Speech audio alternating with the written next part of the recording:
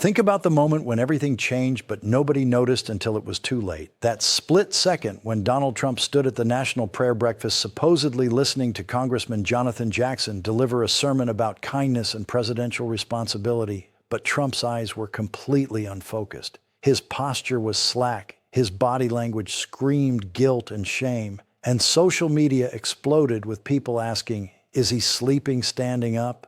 Because the President of the United States was literally checking out mentally while being publicly rebuked by a black congressman who was subtly calling out every single one of Trump's authoritarian abuses. And then afterward, Trump went completely ballistic. He flipped off a Ford factory worker on camera, mouthing "F you" twice and giving the middle finger. He tried to drag a White House staffer into validating his election fraud conspiracy theories on camera, and she refused to play along, creating an awkward moment that went viral. He threatened the career of that Ford worker, leading to fears of political retribution. And all of this bizarre behavior is raising serious alarms about Trump's mental state, his fitness for office, and whether he's spiraling into full authoritarian meltdown mode. And you're about to see the footage and discover what these off-camera moments reveal. Let me take you inside what happened at the 74th National Prayer Breakfast, which took place on February 6, 2026, just 4 days ago at the Washington Hilton. And this is an annual event that brings together members of Congress, diplomats, religious leaders, and the president for a morning of prayer and reflection. And it's supposed to be a moment of unity and spiritual renewal. But this year it became the setting for one of the most stunning public rebukes of a sitting president in modern history, because Congressman Jonathan Jackson from Illinois, who is the son of civil rights legend Reverend Jesse Jackson and who represents Chicago's South Side, was invited to deliver remarks. And Jackson used his platform to deliver what can only be described as a moral sermon aimed directly at Donald Trump. And Jackson spoke about the responsibility of presidential power, about kindness, about compassion, about serving others rather than serving yourself. And anyone watching understood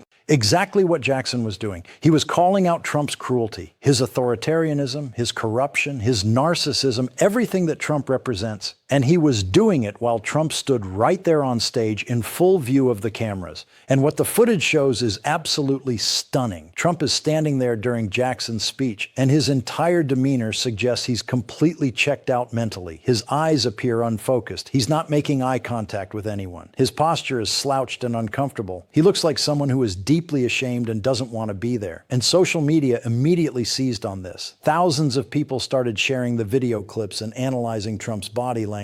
One user on Threads wrote, "Masterclass on throwing shade right in front of your face. Not understanding you getting dissed to your face, priceless." And another wrote, "Wow, Trump would have been really pissed off by that shot across the bow if he'd been awake." And another asked, "Is he sleeping standing up because he's not responding to the dig that Congressman Jonathan Jackson is making about him?" And one particularly insightful comment said, "Observe his body language and the moments he opens his eyes, the way he's standing. He feels shame and guilt. He knows what he's doing is wrong. He can't even stand straight and tall. He's humbled. He's embarrassed. The light is shining directly on him, and he's cowering under the light of truth." And this analysis is significant because Trump almost never shows shame or guilt. His entire personality is built around never admitting fault, never backing down, always projecting strength and confidence. But in this moment, standing there being publicly called out by a black congressman for his moral failures, Trump couldn't maintain the facade. His body language betrayed him, and what we saw was a glimpse of the real Trump, the insecure, guilty, ashamed man hiding underneath the bluster.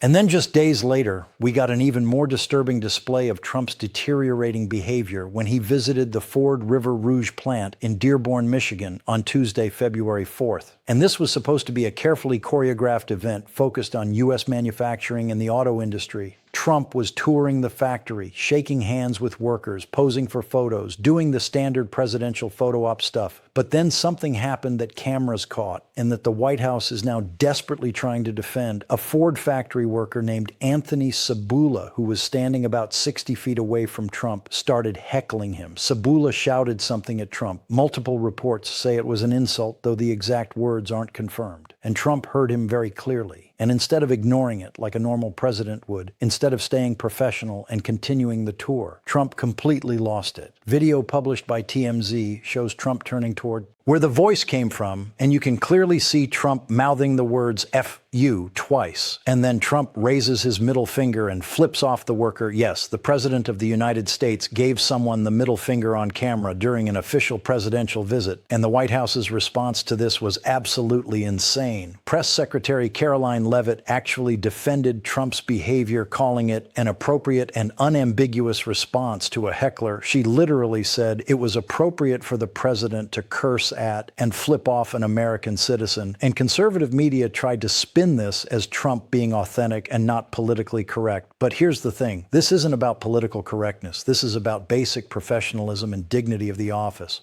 Presidents get heckled all the time. It comes with the job. Barack Obama got heckled constantly and never once cursed at someone or gave them the finger. George W. Bush got heckled and stayed professional. Even Trump's behavior during his first term was never this blatantly vulgar in public. And what makes this incident even more disturbing is what happened afterward. Because Anthony Sabula, the worker who heckled Trump, told the Washington Post that he now fears for his job. He said, "I am concerned about the future of my job, and I believe I have been targeted for political retribution for embarrassing Trump in front of his friends." And Sabula clarified that he's politically independent. He's voted for Republicans before. He's not some radical leftist activist. He's just a working class guy who expressed his opinion, and now he's terrified that the President of the United States is going to retaliate against him, and that fear is not unfounded because Trump has a long history of destroying people who criticize him. And the fact that an ordinary American worker feels unsafe exercising his First Amendment rights because he might face presidential revenge is a sign of how far we've fallen into authoritarianism. But wait, there's more, because just days before the Ford incident, Trump had another bizarre on-camera moment that got buried in all the other chaos. Trump was in the Oval Office doing an interview, and he started ranting about his familiar obsession with the 2016 election and Russiagate, claiming that Obama and Biden had conspired against him, and Trump tried to get one of his staffers who was standing nearby to confirm his conspiracy theories on camera. He turned to her and essentially demanded that she validate what he was saying, and the staffer, showing remarkable courage, refused to play along. She just stood there silently. She wouldn't nod, she wouldn't agree, she wouldn't give Trump the validation he was demanding. And Trump looked visibly frustrated and annoyed, but he couldn't really do anything about it in that moment because the cameras were rolling. And this incident reveals something important about Trump's mental state. He's so disconnected from reality, so trapped in his own conspiracy theories and grievances, that he expects everyone around him to constantly affirm his delusions. And when they don't, when someone has the integrity to stay silent rather than lie for him, he doesn't know how to handle it. And this connects to a broader pattern that experts are increasingly worried about, which is that Trump appears to be showing signs of cognitive decline, emotional instability, and possible mental health issues. His behavior is becoming more erratic, more volatile, more detached from reality. He's obsessing over grievances from years ago. He's lashing out at random people. He's making bizarre policy decisions like threatening to block a bridge that Canada already paid for. He's falling asleep or zoning out during important public events. And all of this is happening while he has access to nuclear weapons and control over the most powerful military in the world. And that should terrify everyone. So what do these moments tell us, and why should we care? Well, there are 5 major takeaways that we need to understand. First, Trump's behavior is escalating. He's becoming more openly hostile, more vulgar, more willing to break norms and cross lines that previous presidents would never cross. Flipping off a factory worker is not normal presidential behavior. It's the behavior of a thin-skinned bully who can't handle criticism. And if this is how he acts in public when cameras are rolling, imagine how he behaves behind closed doors. Second, Trump is clearly feeling the pressure, the body language at the prayer breakfast. The shame and guilt that observers noted suggests that on some level, Trump knows what he's doing is wrong. He knows he's violating democratic norms. He knows he's hurting people. He knows he's corrupt.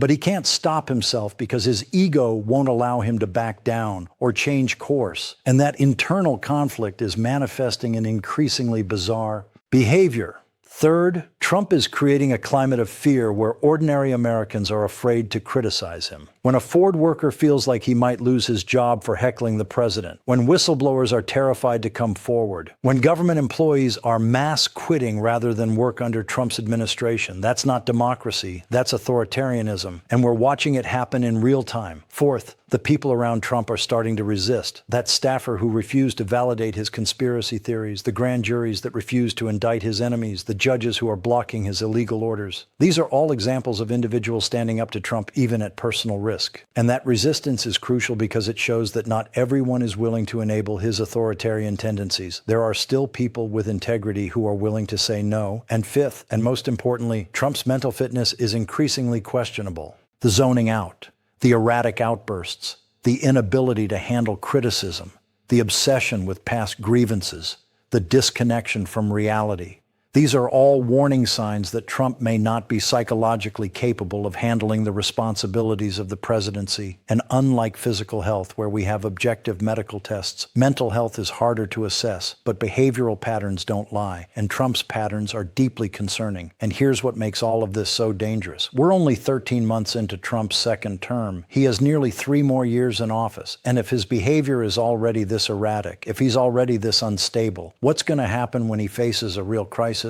What happens if there's a terrorist attack or a war or a market crash or a natural disaster? Will Trump be able to respond rationally and appropriately, or will he melt down? Will he lash out? Will he make impulsive decisions that get people killed? And we can't just hope for the best. We need to be prepared for the worst. And that means several things. It means the 25th Amendment needs to be on the table, which allows the vice president and cabinet to remove a president who is unable to discharge the duties of the office. It means Congress needs to be ready to impeach if Trump commits high crimes and misdemeanors. It means the courts need to continue blocking Trump's illegal orders. It means the media needs to continue documenting and reporting on Trump's erratic behavior rather than normalizing it. And it means the American people need to pay attention. We can't just scroll past these moments and move on to the next story. These off-camera glimpses of who Trump really is matter. They reveal a president who is unfit, unstable, and dangerous. And if we don't take action now, if we don't demand accountability, if we don't use every legal and constitutional tool available to constrain Trump's power, then we're going to wake up one day and